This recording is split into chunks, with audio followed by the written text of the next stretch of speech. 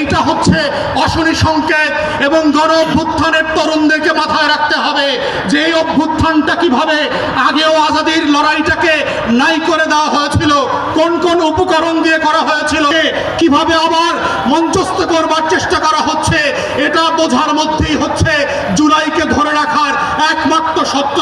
আজকের গণ অভ্যুত্থানের শক্তিগুলোকে মাথায় রাখতে হবে। শত্রু সাপেক্ষে আমার বয়ানের রাজনীতি যেমন মোকাবেলা করতে হবে, শত্রু সাপেক্ষে আজাদির লড়াইকেও হেফাজত করতে হবে। এটাই হচ্ছে আজাদি ধরে রাখার একমাত্র বাহন, এর বাইরে আর কোনো লড়াই নয়। এবং সেই লড়াইতে আমরা চাই নতুন করে আবার ইনকিলাব জিন্দাবাদ হয়ে ভারতবর্ষের আনাচে কানাচে থেকে হর্ষদ মোহানির ভয়েস থেকে আজকে যেভাবে হাদির কণ্ঠকে দিয়ে সারা বাংলাদেশ আত্মস্থ করেছিল, সেই ইনকিলাব আবার আবাবিলের মতো আসমান থেকে ফিরে আসবে। ইনকিলাব